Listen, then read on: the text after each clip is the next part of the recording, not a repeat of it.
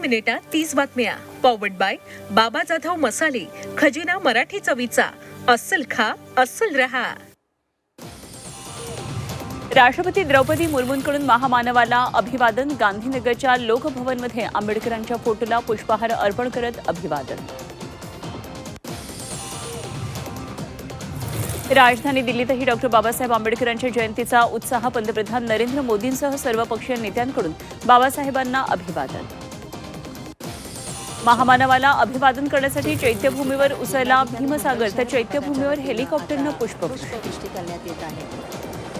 सांगलीत डॉक्टर बाबासाहेब आंबेडकर जयंतीचा उत्साह. महामानवाच्या भव्य पुतळ्याचं लोकार्पण. महामानवाचा 14 फूट उंच भव्य पुतळा आमदार संजय बनसोडेंच्या उपस्थितीत लोकार्पण. प्रकाश आंबेडकरांकडून बाबासाहेबांना अभिवादन. चैत्यभूमीवर जाऊन महामानवाला अभिवादन. स्वराज्याची राजधानी सुरक्षा धोक्यात. किल्ले रायगडवरच्या सीसीटीव्ही यंत्रणा बंद. प्रशासनाकडून तातडीनं दुरुस्तीचे आदेश. राज्यात 5 दिवस उष्णतेच्या लाटेचा इशारा. उन्हाचा पारा 45 अंशांवर जाण्याची शक्यता. तर अकोल्यामध्ये काल मोसमातलं सर्वाधिक 43.8 अंश सेल्सिअस तापमानाची. देशात यंदा सरासरीपेक्षा कमी पावसाचा अंदाज. जून ते सप्टेंबर दरम्यान 92% पाऊस बरसणार. प्रशांत महासागरात अल निनोच्या सक्रिय होण्याची शक्यता. हवामान विभागाच्या अंदाजानं चिंता वाढली.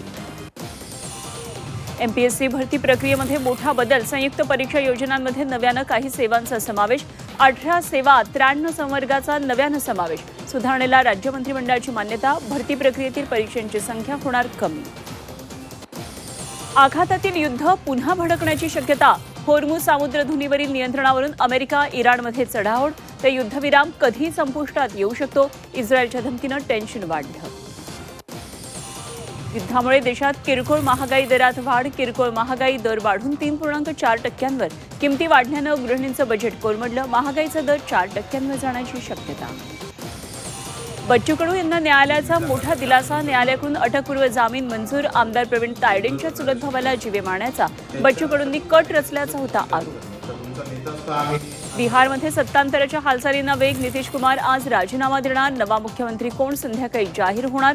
उद्या नव्या मुख्यमंत्र्यांचा शपथविधी. समता पतसंस्थेत 12 तास ईडीकडून झाडाझडती. भोंदूखराच्या 100 खात्यांची चौकशी. शाखेचे व्यवस्थापक आणि कर्मचाऱ्यांचीही चौकशी. डेटिंग ॲपच्या माध्यमातून तरुणांची फसवणूक. बारमध्ये नेऊन 34,000च्या बिलाची वसुली. पीडित तरुणाला जीवे मारण्याची धमकी. नागपुरात तरुणीसह बार व्यवस्थापकावर गुन्हा.